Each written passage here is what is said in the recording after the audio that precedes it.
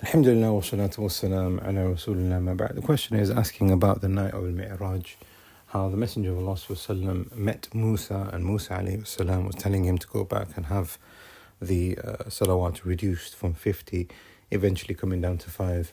The person is asking here, is it possible for us to understand from this that al-Istighatha was done by Musa to the Prophet sallam, or the other way around? Al-Istighatha is where a person is pleading for relief from another person, specifically the Messenger of Allah sallallahu alaihi wasallam. How people, they go to the grave of the Messenger of Allah sallallahu alaihi wasallam, they say, "Oh Messenger of Allah, aghithni, help me, provide me with this, provide me with that, or ask Allah to forgive me, etc." This is known as al-Istighatha. The events that took place on the night of Mi'raj, can we use that as evidence to say that we can go and do Istighatha with the Messenger of Allah sallallahu alaihi wasallam? The answer to that is no, and the reasons for this are many. Number one, let's understand what is al-Istighatha. Al-Istighatha is when you seek help from somebody who is alive and somebody who is able to help. This has been mentioned by At-Tabari. The person is Al-Qadir, Al-Hayy, and he knows what is happening. He is aware as to what is going on. Now this goes back to the mas'ala really in Aqidah, which is the Prophet ﷺ alive, the life of dunya, in his grave, or is he in the life of the barzakh? And Ahlul Sunnah wal Jama'ah are in agreement that the Messenger of Allah ﷺ is in the life of the barzakh, and he is not alive in the life of the dunya. So if a person was to go to the grave of the Messenger of Allah ﷺ and ask him, those people will say, well, we're only asking him because he's there, he can hear us. So we are not making shirk. We are doing Istighatha in a way that is permissible because he is alive and he can hear us. Whereas we're saying, no, the companions are in agreement that the Messenger of Allah ﷺ passed away. Otherwise, why would they wash him and shower him and perform janazah over him and bury him? Sallallahu Alaihi Wasallam.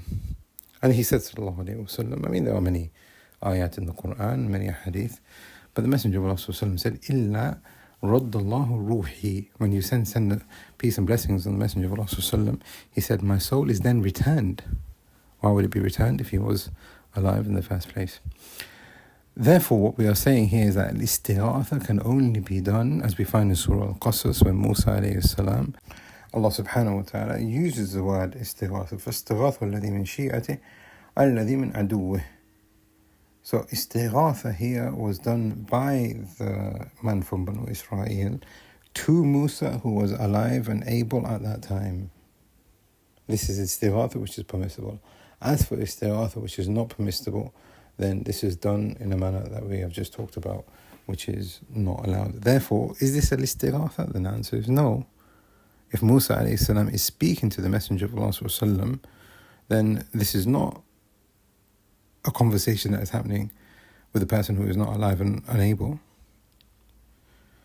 Number two, and hopefully this is a bit more clearer, is that these are miracles that were given to the Messenger of Allah sallallahu. These are things, a miracle is khariq al-adat. It's something which is outside the norms of human capacity. Therefore, these miracles are given to the Messenger of Allah sallallahu as a miracle. And there is no hukum in it for us, unless if there is a hukum that is explained to us from that miracle. So for example, the Messenger of Allah sallallahu went up, and in the seventh heaven he saw the children of the mushrikun sitting with Ibrahim alayhi salam. Can we now derive from this to say, oh yeah, we can have walaya and tawalli with the mushrikun and their children? Answer is no. Why? Because this is something which was part of the miracle, which is there with the hikmah that Allah subhanahu wa ta'ala knows. As for our ahkam, it's not connected to that miracle. Unless if the Messenger of Allah sallallahu has said, I've been given a miracle, and from the ahkam from it is that you're going to do such and such. But the miracle itself remains a miracle, which is a miracle for the Messenger of Allah sallallahu. The third thing that we also understand from the conversation that happened between Musa and the Messenger of Allah sallallahu is, again, this is the issue in Aqidah, which is that Ahlul Sunnah wal Jama'ah believe and are of the view and have certain Aqidah in this, that the souls of the Anbiya and the Rusul are in the highest level of the barzakh. Allah subhanahu wa ta'ala talks about the shuhada, بَلْ أَحْيَاءٌ عِنْدَ رَبِّهِمْ يُرْزَقُونَ. their souls are alive. Alive in what sense? In the life of the barzakh, meaning they are allowed to go wherever they want, as the Messenger of Allah ﷺ has told us. If this is the shuhada, then Ahlul Sunnah wal Jama'ah, from the evidence from the Kitab and the Sunnah, that the souls and the bodies of the Anbiya remain protected and preserved despite the fact that they are in the life of the barzakh. So from the events that took place in the night of Mi'raj, as the Messenger of Allah ﷺ is travelling on the Buraq to Masjid al-Aqsa during the Isra, he sees Musa alayhi salam in his grave praying. Then when he gets to Masjid al-Aqsa, the Messenger of Allah ﷺ is then pushed forward and he led all of the Anbiya in Salah, meaning Musa would be there also. How is it possible that Musa was in his grave praying and now he's in Masjid al-Aqsa? And then when the Messenger of Allah ﷺ goes up, he's led all the Anbiya in Salah. How is it then he meets Adam, and then he meets Idris, then he meets all these other Anbiya, then he meets Musa alayhi salam again in the 6th, and then Ibrahim in the 7th. How is that possible? It's possible because of the fact that we believe, Ahlul Sunnah wal Jama'ah, that the souls of the Anbiya and the Rusul in the life of the barzakh are of the highest level and they are able to go wherever they want. Therefore, if a person was to look at this and say, look, in the night of Mi'raj, Musa alayhi salam was speaking to the Prophet sallallahu, and it is dalil for us that we can go to the grave of the Messenger sallallahu and speak to him, then we will see from more than one viewpoint that this is completely incorrect.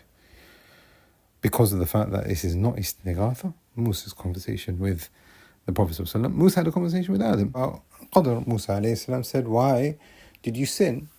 So the Messenger of Allah sallallahu said, فَحَجَّبَ Adam Musa. Adam overcame Musa. He said the consequences of what has happened is being written by Allah subhanahu wa ta'ala in a way that I don't have any control over. Therefore, the souls of the Anbiya and the Rusul can speak, and this is not Istighatha, because Istighatha is when you are asking for help from somebody who is alive and able to do so. This would be permissible, but if it is done through somebody who is not alive and not able to do so, then this we will say is a person making a means which is not a means. This would then be shirk. Added to the fact that this was a miracle that was given to the Messenger of Allah, and there is no analogy in our situation here in the life of this dunya. Added to the fact that the souls of the Anbiya and the Rusul can actually meet and they can actually have a conversation. So where is the Istighatha? It's an actual conversation. And we see in the night of Mi'raj, the Messenger of Allah had a conversation with more than one of the Anbiya. He had conversations with the Malaika also. He had a conversation in one of the narrations as he was coming back down. So he went up 5, 6, 7, and he was coming down 7, 6, 5, 4. He met Musa again with Isa and Ibrahim alayhi salam, and they were talking about the establishment of the hour. And Isa alayhi salam says to the others that were there, Allah subhanahu wa ta'ala has promised me, and he has taken a covenant with me that he's going to send me back, and I'm going to overcome the Masih ad-Dajjal. So this is a conversation. So how can he say that this is Istighatha?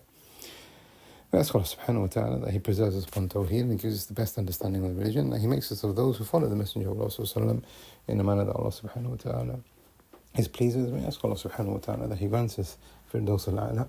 هذا والله أعلم وصلى الله على محمد.